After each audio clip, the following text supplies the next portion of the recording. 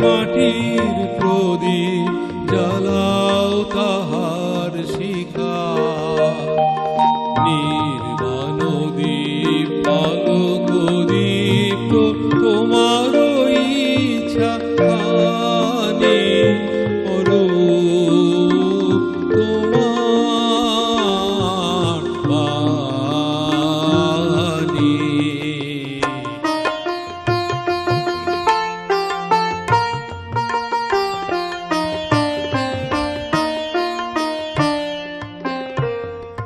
যেমন তোমার বসন্ত বায় গীত লিখা যায় লিখে, বর্ণে বর্ণে পুষ্পে পর্ণে মনে মনে দিকে দিকে, যেমন তোমার বসন্ত বায় গীত লেখা যায় লিখে,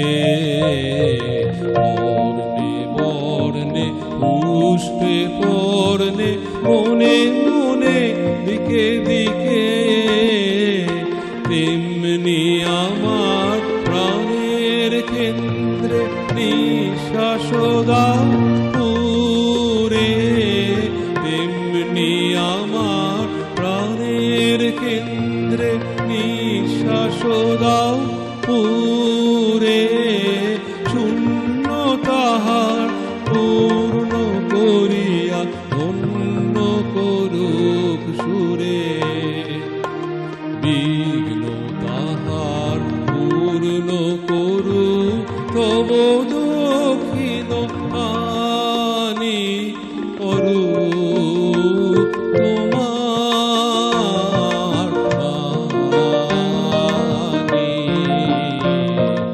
অঙ্গে আমার চিতে আমার মুক্তি দিশে আনি অরূপ তোমার বাণী।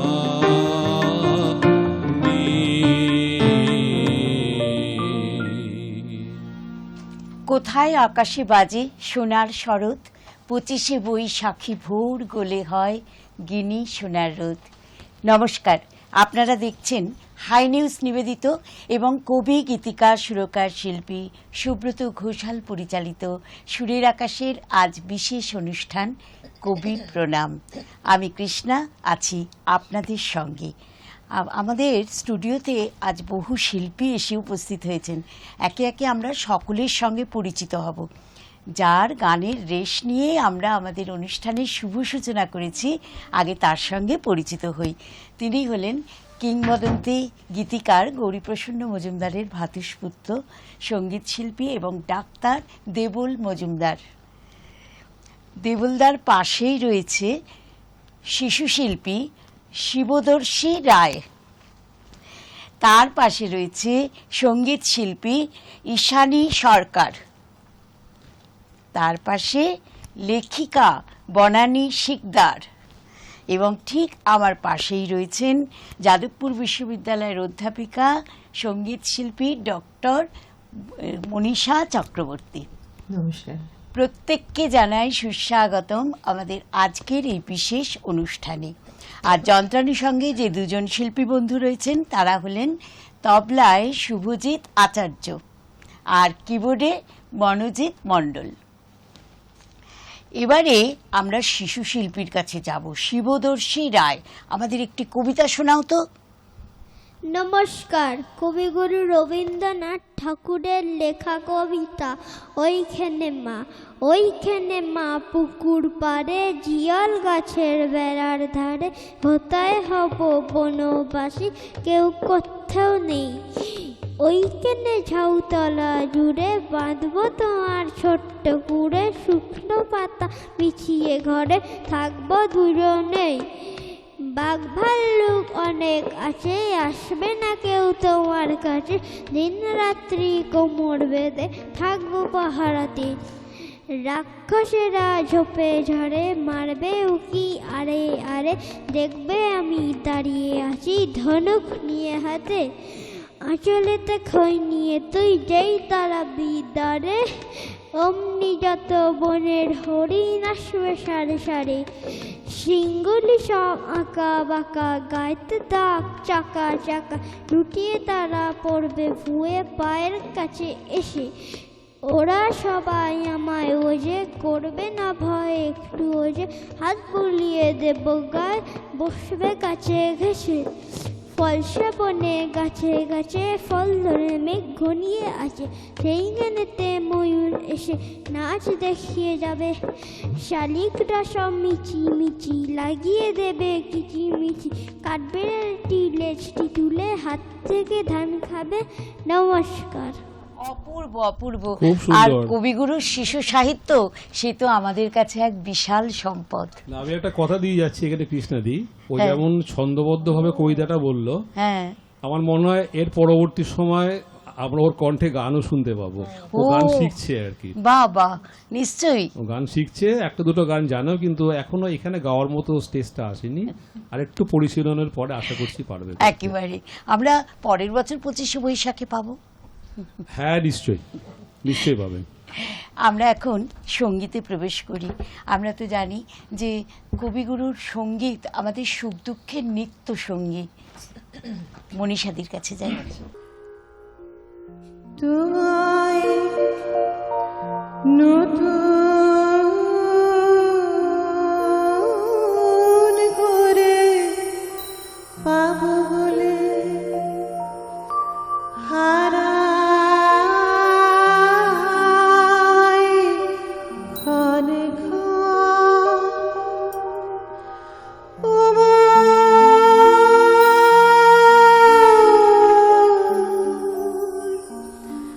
ভালোবাসা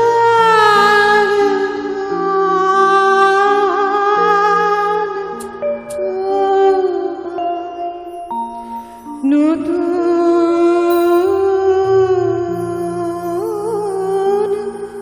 করে পাবো বলে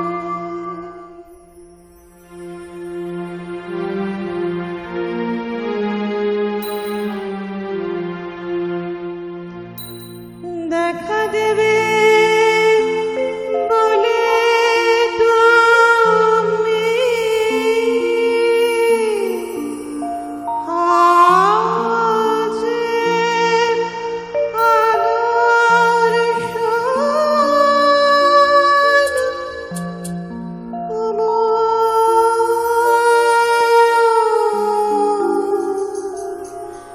ভালোবাসার ধন তোমায় নতুন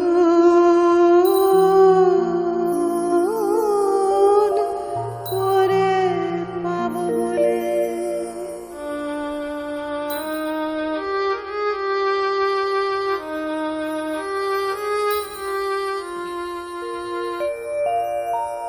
ওগো তুমি আমার নাড়ালে, তুমি আমার চিরকালে, তুমি আমার নাড়ালে, তুমি আমার চিরকালে, ক্ষণকালে লীলা স্রোতে আজ নিমগ্ন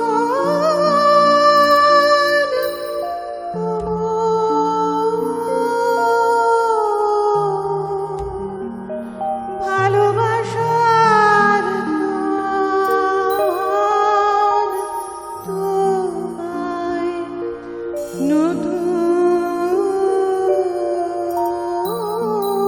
করে পাবো বলে আমি তোমায় যখন খুঁজে ফিরি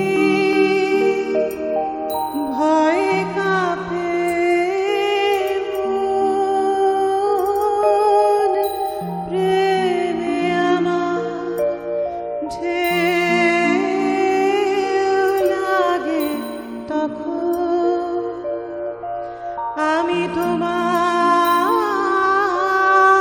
যখন খুঁজে ফিরি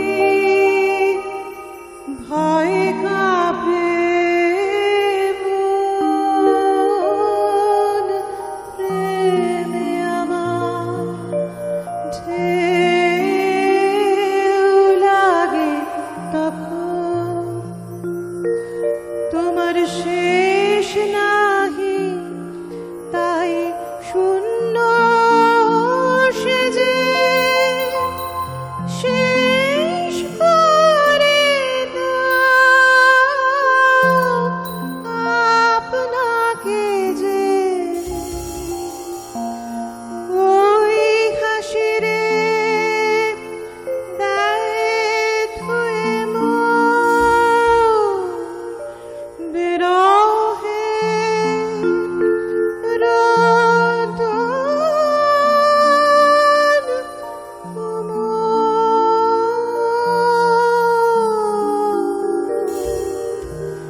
ভালোবাসার ধন তোমায় নতুন করে পাবো বলে দেখা দেবে বলে তুমি হও যে আদর্শন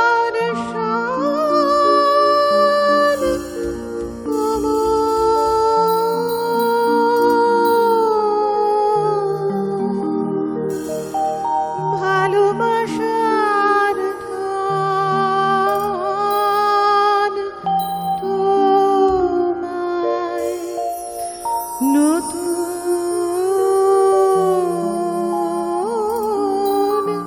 করে পাবো বলে। আহা, তুমি নব নব রূপে এসো। সত্যি তাই যে দেখো আমাদের মানে বিভিন্ন বয়সে নতুন নতুন ভাবে যেন তিনি উপস্থিত হন আমাদের কাছে না। এরপরে যাব সঙ্গীতে, শিল্পী দেবল মজুমদার। হ্যাঁ, যে গানটা মনীষা গাইলো তারপরে আমার মনে হচ্ছে যে গানটা গাইছে সেটি তার মানে প্রত্যুত্তর উপযুক্ত হবে। তুমি কেমন করে গান করো হে গুণী,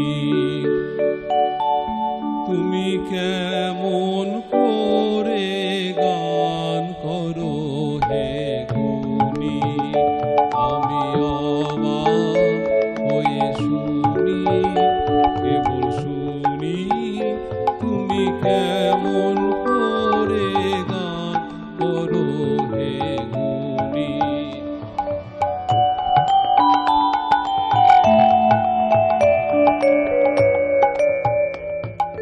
সুরের আলো ভুবন ফেলেছে, সুরের হাওয়া চলে গগন বেয়ে, সুরের আলো ভুবন ফেলেছে, সুরের হাওয়া চলে গগন বেয়ে, আশান টুটে ব্যাকুল বেগে ধেয়ে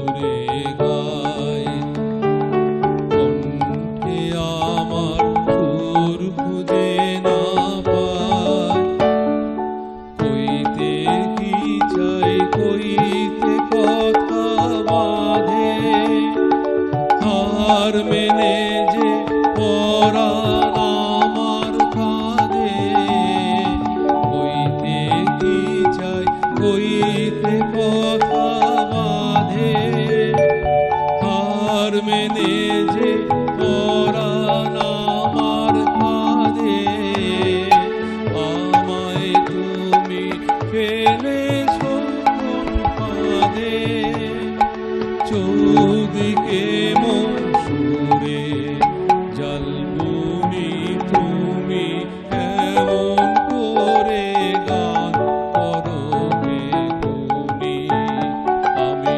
অবাক হয়ে শুনি, কেবল শুনি তুমি কেমন করে গান করো হে গুণী, তুমি কেমন করে গান করো হে গুণী।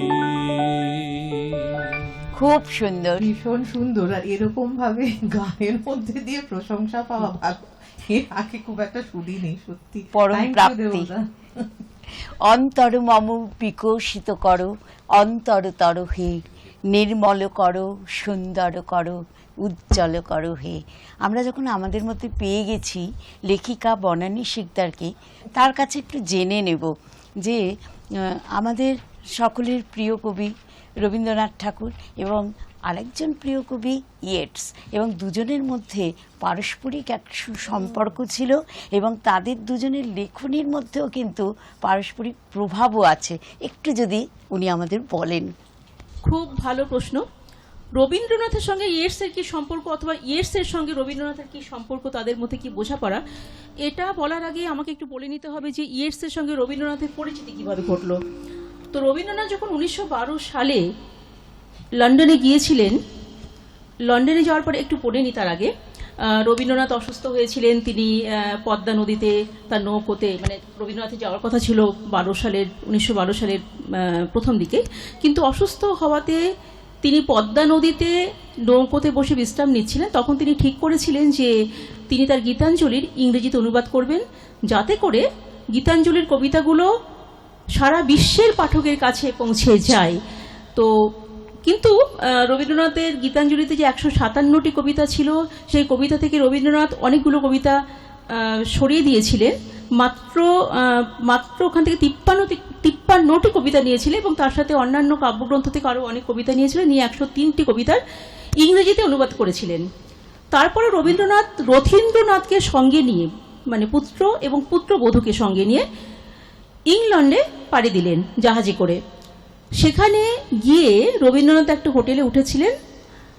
হোটেলে ওঠার পরে তিনি ঠিক করেছিলেন রোথেনস্টাইনের সঙ্গে দেখা করবেন। তো একটু বলে নিতে হবে রোথেনস্টাইন কে ছিলেন। রোথেনস্টাইন একজন চিত্রশিল্পী ছিলেন। তিনি ইংল্যান্ডে যে ইন্ডিয়া সোসাইটি ছিল, সেই সোসাইটির একজন প্রতিষ্ঠাতাদের মধ্যে একজন অন্যতম প্রতিষ্ঠাতা, মানে প্রতিষ্ঠাতাদের অন্যতম একজন, এবং তিনি সেখানকার প্রেসিডেন্ট ছিলেন। রোথেনস্টাইন 1910 সালে ভারতে এসেছিলেন, কলকাতায় এসেছিলেন। এসে সেই সময় রামানন্দ চট্টোপাধ্যায়ের একটা পত্রিকা, আমি একটু আগে থেকে বলছি যাতে করে বুঝতে পারেন সবাই, পত্রিকা প্রকাশিত হতো। সেই পত্রিকাটার নাম ছিল মডার্ন রিভিউ। সেই পত্রিকাতে রবীন্দ্রনাথের একটা গল্প, পোস্টমাস্টার, বিখ্যাত গল্প, সেই গল্পটার ইংরেজি অনুবাদ প্রকাশিত হয়েছিল। রোথেনস্টাইন সেটা পড়েছিলেন, পড়ে ভীষণভাবে প্রভাবিত হয়েছিলেন রবীন্দ্রনাথের দ্বারা। তো উনি রবীন্দ্রনাথকে বলেছিলেন লন্ডনে দ্য টাইমস, ম্যাকমিলান, আর একটা কি যেন পত্রিকা ছিল, এই মুহূর্তে নামটা মনে পড়ছে না, যাই হোক। তো এই সমস্ত পত্রিকাতে রবীন্দ্রনাথকে লেখা পাঠাতে বলেছিলেন। তো রবীন্দ্রনাথও কৃতজ্ঞ ছিলেন। উনি যখন ইংল্যান্ডে পৌঁছলেন, লন্ডনে পৌঁছলেন, তখন উনি ঠিক করলেন পৌঁছেই রোথেনস্টাইনের সঙ্গে দেখা করবেন। তো দেখা হলো, তার আগে একটা ঘটনা ঘটেছিল, তার পাণ্ডুলিপি হারিয়ে গিয়েছিল, হয়তো এখন সেটা এতটা বিস্তারিতভাবে বলা ঠিক হবে না, টাইম কনস্ট্যান্ট রয়েছে। তো তিনি রথেনস্টাইনের সঙ্গে দেখা করলেন এবং রথেনস্টাইনের ওখানে রথেনস্টাইন একটা নৈশ ভোজনের আয়োজন করেছিলেন 25শে জুন। রবীন্দ্রনাথ পৌঁছেছিলেন 16ই জুনে। তো সেখানে ইয়েটসের সঙ্গে রবীন্দ্রনাথের পরিচয় হয়েছিল। ইয়েটস একজন আইরিশ পোয়েট, তার সাথে পরিচয় হয়েছিল। ইয়েটস তো ভীষণভাবে প্রভাবিত হয়েছিলেন রবীন্দ্রনাথের লেখায়। তিনি তখনই রবীন্দ্রনাথের কয়েকটি কবিতা আবৃত্তি করেছিলেন। তো এটা হলো তাদের পরিচয় পর্ব। পরবর্তীকালে আরো কয়েকটি অকেশনে তাদের দেখা হয়েছিল। তারপরে কি হলো, ইয়েটস রবীন্দ্রনাথের যে পাণ্ডুলিপিটা ছিল, ইংরেজি পাণ্ডুলিপি গীতাঞ্জলির, সেটা তো রবীন্দ্রনাথ নিজে অনুবাদ করেছিলেন। ইয়েটস সেটা সম্পাদনার কাজটা নিজের হাতে নিলেন, অনেক ভাষা মাজা করলেন কবিতাগুলোকে। তো যেহেতু সম্পাদনার কাজটা নিয়েছিলেন, কবিতায় কিছু তো মানে রবীন্দ্রনাথ যেভাবে অনুবাদ করেছেন সেখানে একটু পরিবর্তন উনি করেছেন, বেশ কিছুটা পরিবর্তন করেছেন, কিন্তু ভাবটাকে উনি একই রাখার চেষ্টা করেছিলেন এবং রেখেছেনও। তো ইয়েটস বারবার করে কবিতাগুলোকে পড়তেন। ইয়েটস বলেছিলেন যে উনি যে কোথাও, যেমন ট্রেনের কম্পার্টমেন্টে, যেমন রেস্তোরাঁতে, যেমন অমনিবাসের দোতলায় বসে বসে কবিতাগুলো পড়তেন। যখন পড়তেন পাণ্ডুলিপি খুলে, তখন যদি কোনো অপরিচিত কেউ এসে যেত, রবীন্দ্রনাথ তৎক্ষণাৎ পাণ্ডুলিপিটা বন্ধ করে দিতেন, খাতাটা বন্ধ করে দিতেন। কেন কি তিনি সেই অপরিচিতদেরকে বুঝতে দিতেন না যে কবিতাগুলো তার মনে কতটা আলোড়ন ফেলেছে, তার চোখ দিয়ে জল বেরিয়ে যেত। তিনি এতটাই প্রভাবিত হয়েছিলেন। তো এটা শুনতে আমার খুব ভালো, এটা আমি পড়েছিলাম কোথাও, খুব ভালো লেগেছিল। আর একটা কথা, ইয়েটস কোনো একটা অকেশনে কোনো ভারতীয়ের সঙ্গে পরিচিত হয়েছিলেন ইংল্যান্ডে। তো সেই ভারতীয় ইয়েটসকে বলেছিলেন যে রবীন্দ্রনাথ আমাদের দেশে ভীষণ প্রিয় একজন কবি, আরও অনেক কবি আছেন আমাদের দেশে, কিন্তু রবীন্দ্রনাথের সমকক্ষ কেউ নয়। আমাদের দেশে পশ্চিম প্রান্ত থেকে বার্মা পর্যন্ত যদি একজনকেও আপনি দেখেন যিনি বাংলা বলছেন, তার কাছে আপনি রবীন্দ্রনাথের কবিতা এবং গান শুনতে পাবেন। আমরা রবীন্দ্রনাথের গান এবং কবিতাকে সঙ্গে নিয়ে আমরা সকালে ঘুম থেকে উঠি, দুপুরে অন্ন গ্রহণ করি, বিকেলে আমরা চিত্ত বিনোদন করি, রাতে ঘুমোতে যাই। আমি পুরো ইউরোপে এরকম একজনও কবির নাম জানি না যিনি তার নিজের দেশে এতটা জনপ্রিয়। রবীন্দ্রনাথ শুধু কবি হিসাবেই এত বড় নন, তিনি সঙ্গীত স্রষ্টা হিসাবেও এতটাই বড়, যতটা কবি হিসাবে বড় ততটাই বড় সঙ্গীত স্রষ্টা হিসাবে।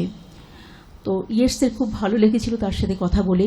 আর ইয়েটস বলেছিলেন যে তোমাদের দেশে একটা নতুন রেনেসাঁসের জন্ম হতে চলেছে, অভ্যুদয় হতে চলেছে।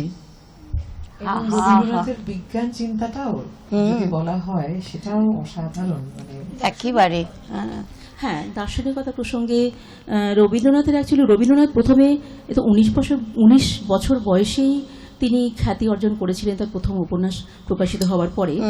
তো 25 বছর পর্যন্ত তার লেখাগুলো ছিল অন্য ধরনের লেখা, প্রকৃতি নিয়ে লেখা। উনি তখন বাগানে বসে বসে প্রকৃতি পরিবেশ নিয়ে লেখা, বাগানে বসে বসে উনি লিখতেন। তারপরে 25 বছর থেকে 35 বছর পর্যন্ত যখন রবীন্দ্রনাথ জীবনে একের পর এক বেদনা যন্ত্রণা পেয়ে চলেছেন, সেই সময়টার কবিতাগুলো শ্রেষ্ঠ প্রেমের কবিতা হিসাবে উঠে এসেছে। আর বলতে গেলে এমন কোনো বিষয় নেই যে যেটা নিয়ে না তিনি কলম ধরেছেন, সমস্ত মেজাজের লেখা রয়েছে। আর 35 বছরের পরে রবীন্দ্রনাথের লেখাগুলো মোটামুটি ভাবে আধ্যাত্মিকতার দিকে চলে গেছে। হ্যাঁ, সাহিত্যে মানে সমস্ত শাখাতে তার বিচরণ। কি বলবে? কিছু বলবে? হ্যাঁ, বলে দাও। হ্যাঁ, আমাদের ন্যাশনাল অ্যান্থেম যখন রবীন্দ্রনাথ বানিয়েছিলেন, ওইটা আমাদের ন্যাশনাল অ্যান্থেম ছিল না। তারপরে আমাদের ন্যাশনাল অ্যান্থেম বলে ওইটা মানা গেছিল। হ্যাঁ, বাহ, খুব সুন্দর। আচ্ছা, এরপরে আমরা সঙ্গীতে যাব ঈশানী সরকারের কাছে। ও আমার চাঁদের আলোয় আজ ফাগুনের সন্ধ্যাকালে ধরা দিয়েছ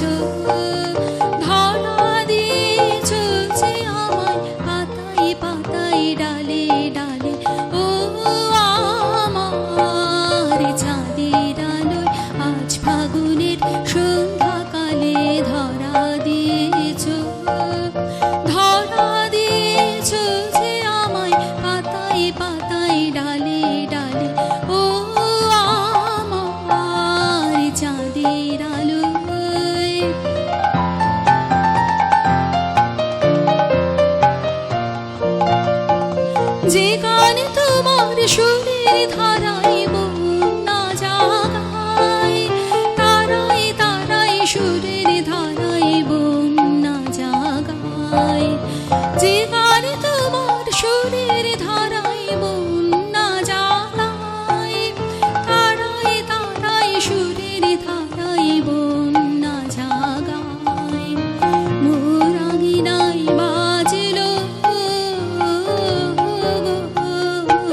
মোর আঙিনায় বাজলো, বাজলো শিশুর আমার প্রাণের তালে তালে।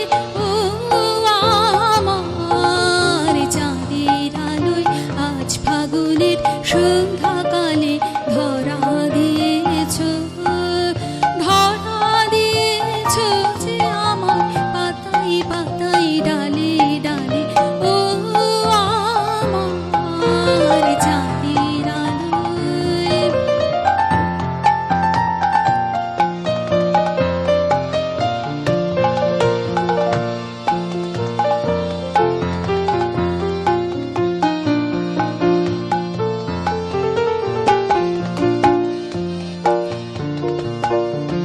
শহরে মোর ফুটে ওঠে তোমার হাসির ইশারাতে, দক্ষিণ হাওয়া দিশাহারা, দক্ষিণ হাওয়া দিশাহারা, দক্ষিণ হাওয়া আমার ফুলের গন্ধে মাতে।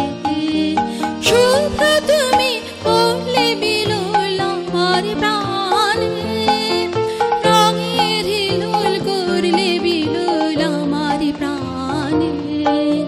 শুভ্র তুমি করলে বিলোল আমার প্রাণে, রঙের হিলোল করলে বিলোল আমার প্রাণে। মর্মরিত মর্ম, মর্মরিত মর্ম, মর্ম আমার ছড়াই তোমার হাসির জালে। ও আমার চাঁদের আলোয় আজ ফাগুনে সন্ধ্যাকালে ধরা দিয়েছ, ধরা দিয়েছ যে পাতায় পাতায় ডালে ডালে। ও আমার চাঁদের আলোয় আজ ফাগুনের সন্ধ্যাকালে ধরা দিয়েছ, ধরা দিয়েছ যে আমার পাতায় পাতায় ডালে ডালে। ও আমার চাঁদের আলোয়। নিবেদন। হে অজানা, তোমায় তবে জেনেছিলেম অনুভবে, গানে তোমার পরশখানি বেজেছিল প্রাণের তারে। এখন আমরা আবার সঙ্গীতে যাব, শিল্পী মনীষা চক্রবর্তী।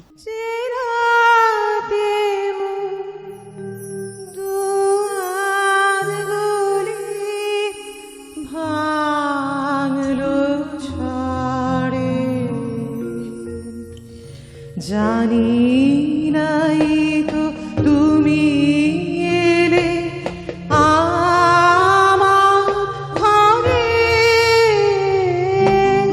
যে রাতে দুয়ার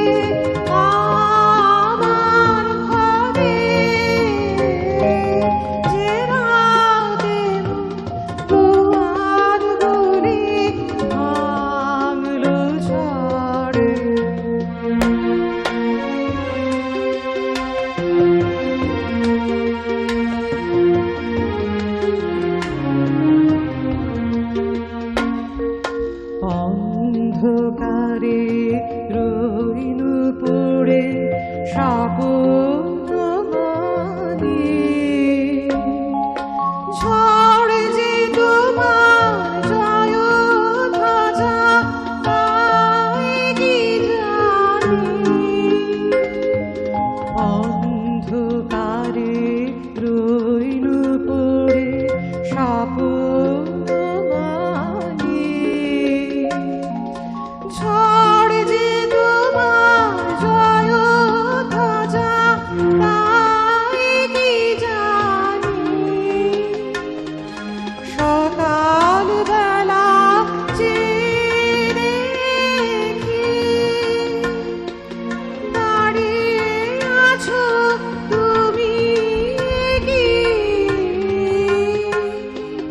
সকাল বেলা চেয়ে দেখি দাঁড়িয়ে আছো তুমি কি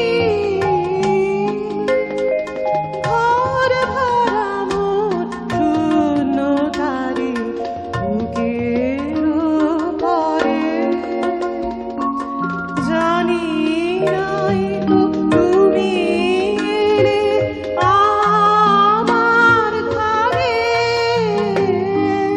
যে রাতের দুয়ারগুলি ভাঙলো ঝড়ে। কি গভীর রূপকার্থ গানটির অন্তরে নিহিত। উহ। দর্শক বন্ধু, হাই নিউজ নিবেদিত এবং কবি, গীতিকা, সুরকার, শিল্পী সুব্রত ঘোষাল পরিচালিত সুরের আকাশের আজকের বিশেষ অনুষ্ঠান এই কবি প্রণাম। এই অনুষ্ঠানে নেব একটা ছোট্ট বিরতি, কিন্তু সঙ্গীত শিল্পী দেবল মজুমদারের গানের রেশ নিয়ে আমরা বিরতিতে প্রবেশ করব। বিরতির পর এক্ষুনি ফিরে আসব, কেউ কোথাও যাবেন না।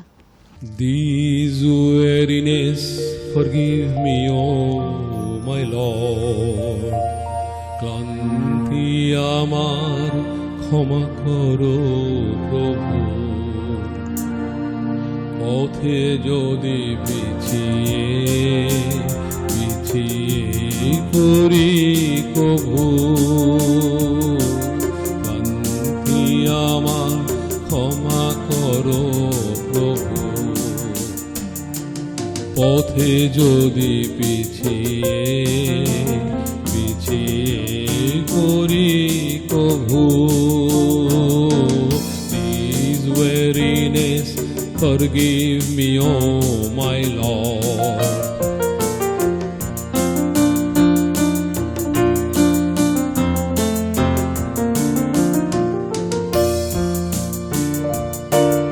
এই যে হিয়া থরো থরো কাঁপে আজি এমন তর, This trembling in my heart that shakes me so today.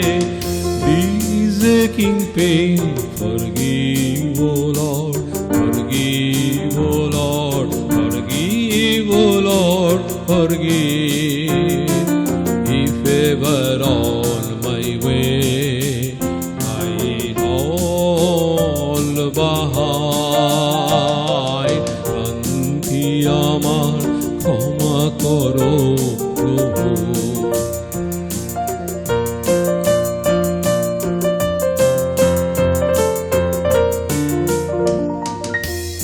এই দীনতা ক্ষমা করো প্রভু।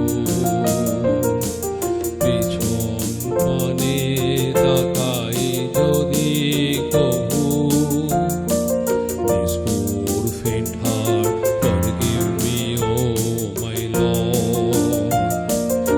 If ever I cast longing look behind, দিনের তাপে রৌদ্র জ্বালায় শুকায় মালা মুখার থালায়। দিনের তাপে রৌদ্র জ্বালায় শুকায় মালা পূজার থালায়। সেই ম্লানতা ক্ষমা করো, ক্ষমা করো, ক্ষমা করো প্রভু। পথে যদি পিছিয়ে পিছিয়ে পড়ি প্রভু, ক্রান্তি আমার ক্ষমা করো প্রভু।